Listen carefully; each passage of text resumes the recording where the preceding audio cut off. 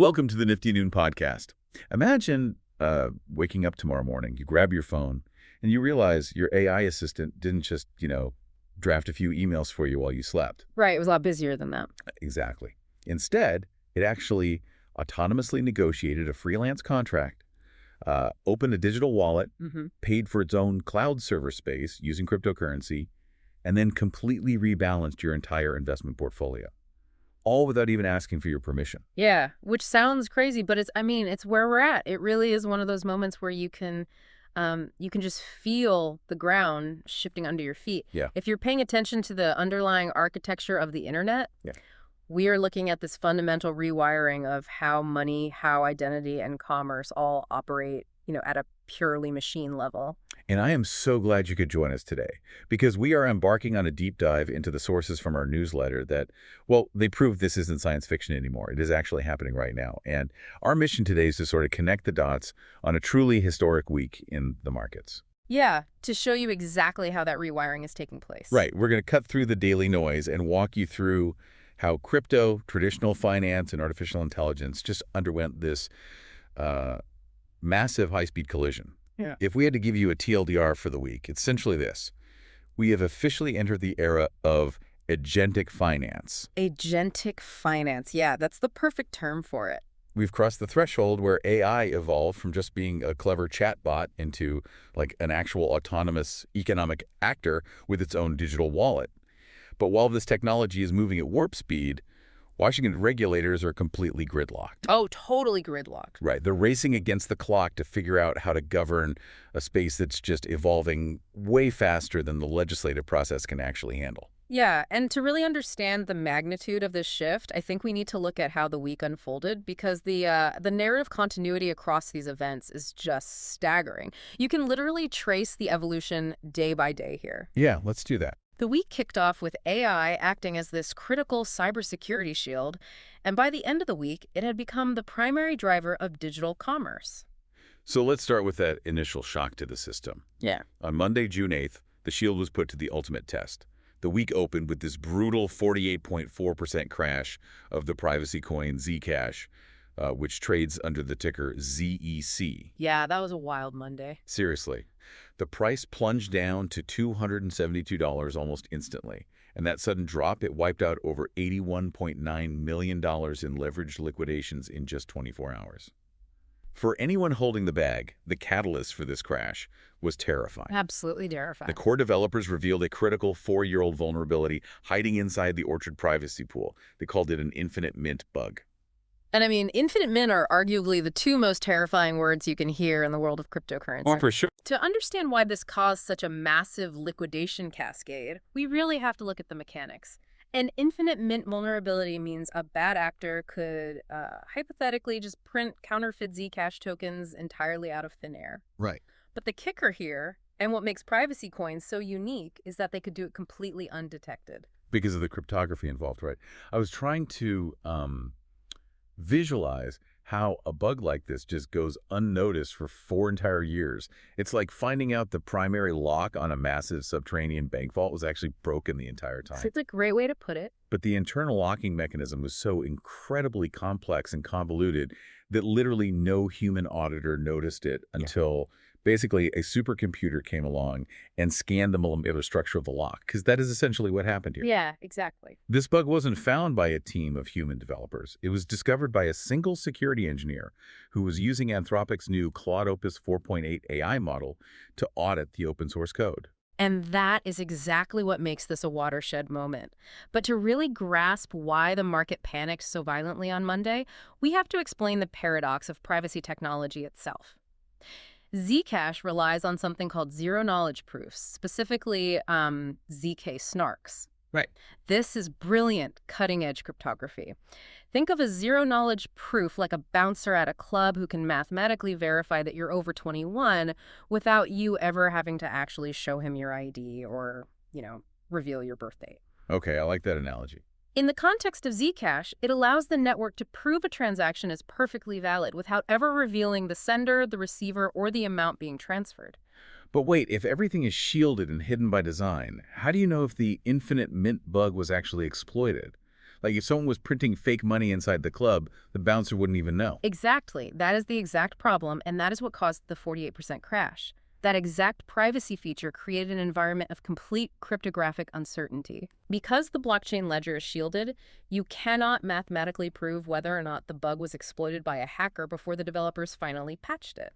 So the total circulating supply of the token is effectively a question mark. Which totally explains why we saw high-profile privacy maximalists like Arthur Hayes publicly dumping their holdings on Monday. Yeah. The uncertainty was just too much risk to carry. Way too much risk. Even though the Zcash Open Development Lab deployed an emergency hard fork, so basically a mandatory network-wide software upgrade that abandons the old rules to patch the vulnerability, the trust was already fractured. It was. But if we step back and look at the broader implications here, the market panic might actually be overshadowing the real milestone of June 8th. Which is? That an advanced AI model was able to sniff out a deeply hidden cryptographic flaw that elite human audits completely missed for 4 straight years. AI is now acting as a critical machine-speed auditor defending decentralized infrastructure. It's essentially the immune system of the blockchain leveling up. But that brings up a pretty glaring contrast, I think. While the technology is leveling up and developers are deploying these emergency hard forks over a single weekend, the rulemakers in Washington are completely bogged down. Yeah, that's the painful part. Moving into Tuesday, June 9th, we really see the reality of Washington's ticking clock. The tech isn't waiting, but Congress is totally gridlocked. On Tuesday, Galaxy Digital dropped the odds of the Digital Asset Market Clarity Act passing this year down to just 60%. And JPMorgan was even lower. Right. JPMorgan's analysis was even more pessimistic, pegging the chances of passage at under 50%. The legislative headwinds right now are incredibly severe, and the timing couldn't be worse given the speed of the technological advancements we literally just talked about. Looking at the reporting from our newsletter sources, the gridlock is coming from a few different, very complicated angles. First, you just have a brutally tight Senate calendar. You've got the August recess rapidly approaching, followed almost immediately by the November midterm. Which leaves no time. Exactly. It leaves a very, very narrow window for any actual floor time. And on top of the calendar issues, there are unresolved negotiations surrounding illicit finance. That specific issue actually prompted the White House to host a summit with various law enforcement groups this week to address those concerns. Right. And additionally, the sources highlight that some lawmakers are raising ethics concerns regarding the Trump family's recent connections to the crypto industry, which is stalling bipartisan momentum. And I just want to pause here and tell you, the listener, we are simply relaying the legislative friction points as reported in our sources. Yeah. We are not endorsing any political viewpoint here. Right, we're just laying out the facts on the ground. And regardless of where you sit politically, the net result of all these friction points is a massive legislative traffic jam.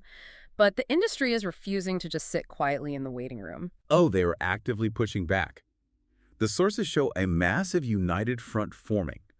Over 200 major crypto organizations, we're talking heavyweights like Coinbase, Ripple, and Andreessen Horowitz, alongside dozens of grassroots groups, they delivered a joint letter demanding a floor vote. And we have to ask why they're pushing so hard right now. Why is the lack of a federal framework so dangerous at this exact moment?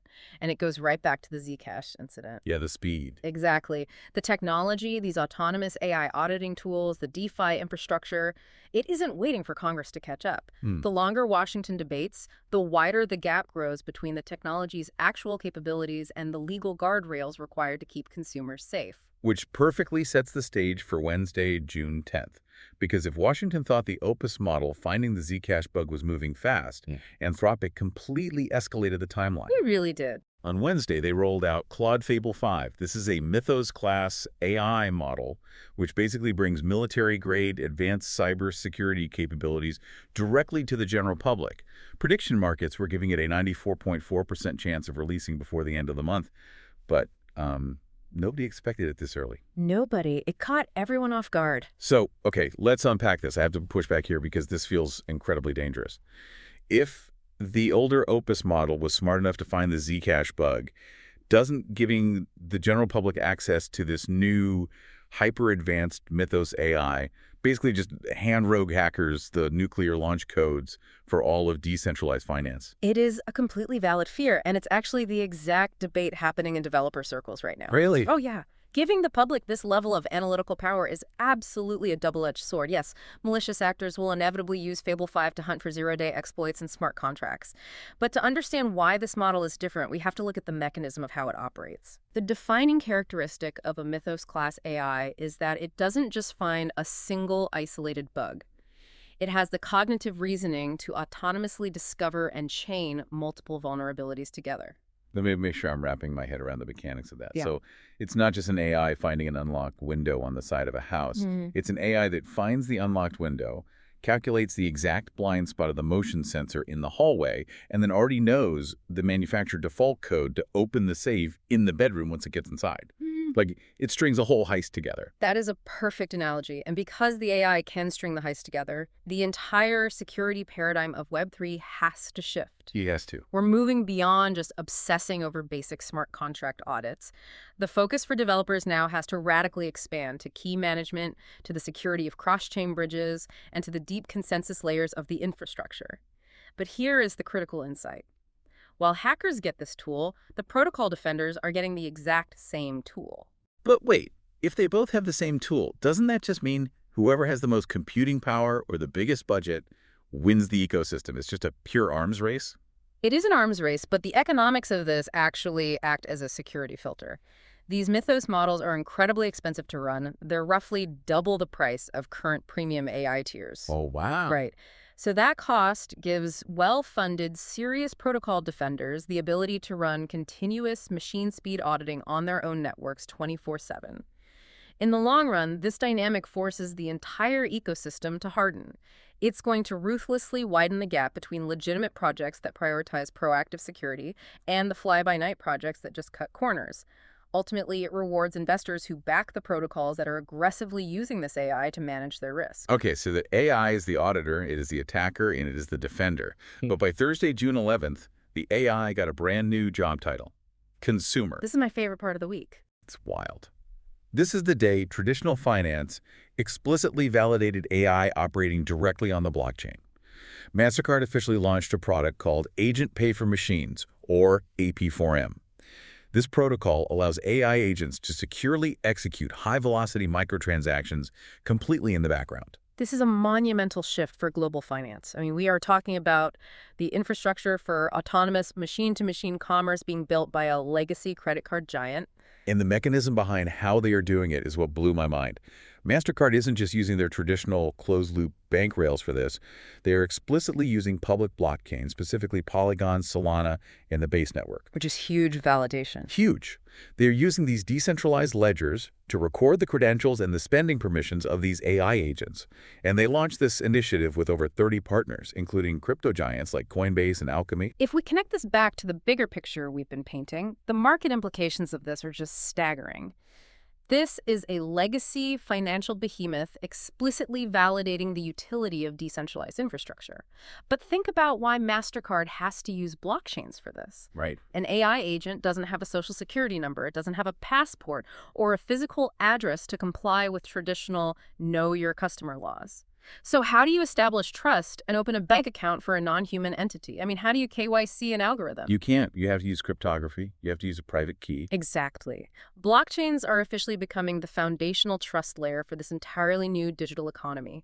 Programmable money living on public permissionless ledgers is literally the only infrastructure uniquely suited for an AI to mathematically prove its identity, hold its own funds, and settle transactions instantly without requiring human intervention or, traditional banking hours. It is wild to see traditional finance embracing this so aggressively.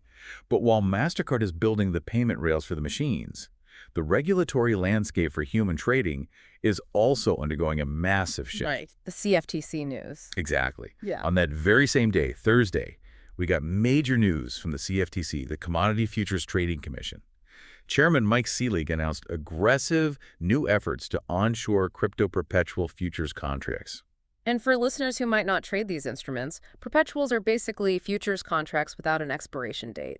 They allow traders to hold highly leveraged positions indefinitely. And looking at the rationale provided in our sources, Selig explicitly claimed that the previous regulatory approach by the Biden administration essentially drove the perpetuals market offshore. He stated that this pushed immense trading volume into jurisdictions with zero investor protections, which he argues directly led to catastrophic disasters like the collapse of FTX.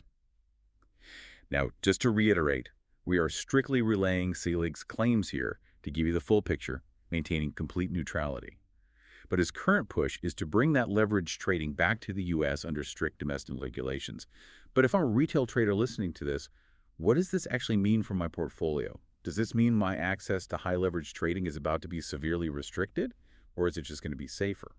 It's likely a combination of both. The leverage limits will certainly be tighter than what you'd find on an offshore, unregulated exchange. But the systemic risk of the exchange itself going bankrupt and losing your funds drops significantly. That makes sense. And alongside the perpetuals news, Selig is also seeking public comment on a structured framework for event contracts in prediction markets. The timing here is definitely not a coincidence. Just as we are seeing AI gain the ability to transact autonomously via Mastercard's new system, the CFTC is working to establish durable, transparent rules of the road for complex trading. They are desperately trying to put up the regulatory guardrails right as institutional and potentially machine-driven trading volume prepares to scale. Which perfectly sets the stage for the climax of the week. Friday, June 12th. The crypto-native response to all of this infrastructure being built. Coinbase officially launches a product called Coinbase for Agents. Huge news. This new feature allows popular AI assistants, specifically ChatGPT and Claude, to connect directly to your personal user account. Once connected, the AI can execute trades, it can actively rebalance your portfolio based on market conditions, and it can pay for third-party digital services. And it does all of this using the new BY-402 machine-to-machine payments protocol, settling everything instantly in USDC stablecoins. The narrative continuity here is incredible. We started the week on Monday with AI acting as a passive tool looking at code. By Friday, AI systems are firmly positioned as the new primary economic actors on the internet, complete with their own spending power. Okay, here's where it gets really interesting. Let's pause here because I think this is what everyone listening is wondering. If I connect my ChatGPT to my Coinbase account, what happens when the AI inevitably hallucinates? What stops it from misinterpreting a sarcastic tweet, panicking, and deciding to gamble my entire life savings on some random dog-themed meme coin at 3 in the morning? It is the immediate, visceral fear everyone has when they hear about this technology, but the reporting details that Coinbase anticipated this and built in very strict cryptographic safeguards from day one to prevent exactly that scenario. Thank goodness. Right. You are not just blindly handing the AI the master keys to your entire financial vault. The system allows users to place the AI agents into strictly isolated sub-portfolios. You establish hard-coded spending caps at the smart contract level, so the AI operates entirely within a restricted sandbox that you mathematically define. Okay, so to use a better analogy than just giving an AI an allowance, it's more like issuing a corporate expense card to an employee, but the card has hard-coded biometric limits. The AI can buy all the digital office supplies it needs, executing microtransactions all day long, but it literally cannot physically swipe the card to buy a Ferrari. The transaction just won't clear. That is exactly how the BY-402 protocol works in practice. But think about the sheer transaction velocity this unlocks. A human retail trader might make a dozen trades a month or pay for a handful of monthly digital subscriptions. An AI agent doesn't sleep. It can execute hundreds of microtransactions a day. It can save fractions of a single cent to unlock a paywalled research article, ingest and analyze the data within that article, and then execute a micro-rebalancing of your portfolio based on that new data, all in a matter of milliseconds. Wow. This is the catalyst the industry has been waiting for. This machine-driven velocity is what could drive massive, unprecedented transaction volume to layer 2 networks like Base, sparking a completely new wave of utility for crypto that has absolutely nothing to do with human speculation. So, synthesizing everything we've unpacked today, from infinite mint bugs to autonomous Mastercards, what does this all mean for the listener trying to make sense of their investments? We had a lot of incredibly loud headlines this week. What was just noise and what actually mattered? Well, if we look closely at the underlying mechanisms, the sheer panic on Monday over the Zcash infinite mint bug was likely noise. Yes, the vulnerability was real, and in theory it was mathematically terrifying, but no actual counterfeiting was ever proven on-chain. The core developers patched it swiftly, and the network is already planning a major upgrade to independently verify the total supply. It was a highly stressful stress test, but the decentralized system held. The panic selling was purely a human emotional reaction to cryptographic uncertainty. The humans panicked, but the code worked. Precisely. But what truly mattered this week, the unmistakable, blinding signal cutting through all the noise, is that agentic finance has officially arrived. It's no longer a theoretical white paper concept. Both legacy financial giants like Mastercard and crypto titans like Coinbase came to the exact same conclusion in the exact same week. Public, permissionless blockchains are the only technological rails capable of handling autonomous AI commerce. So, as we look ahead to next week, what specific metrics or events should you, our listeners, be watching? I would focus on two things. First, keep a very close eye on the Digital Asset Market Clarity Act in Washington. That July window for a Senate floor vote is incredibly tight, almost impossible. But with over 200 organizations actively lobbying and pushing for it, a sudden bipartisan breakthrough could completely alter the regulatory landscape overnight. And the second thing? Second, watch the on-chain data. Specifically, watch to see how quickly AI trading volumes and machine-to-machine micropayments ramp up on the Base network following this Coinbase launch. That on-chain volume will be the real-time, undeniable indicator of how fast agentic finance is actually scaling in the real world. That transaction velocity is going to be a fascinating metric to track. It really is. And I want to leave everyone listening with a final, slightly mind-bending thought to ponder based on everything we've explored today. We've talked extensively about AI agents trading on your behalf, acting safely within the guardrails and the corporate expense limits that you set. But what happens to overall market volatility when two entirely different AI models, both armed with Mythos-class cybersecurity capabilities, both holding autonomous crypto wallets, and both processing market data at the speed of light, start actively negotiating and trading against each other? Oh, wow. That is a completely different paradigm. Right. When human emotion, fear, and greed are entirely removed from the order book, who is actually regulating the market, when the market itself is entirely made of machines. That is equal parts terrifying and incredibly exciting to think about. A market made entirely of machines operating at light speed. We will definitely be tracking how that unfolds and what it means for your portfolio. Thank you so much for joining us on this deep dive. If you want to stay ahead of this massive collision between artificial intelligence, traditional finance, and crypto, and you find these daily insights helpful, be sure to follow NiftyNoon on X and subscribe to our Substack newsletter. Have a great day, and we'll catch you on the next one.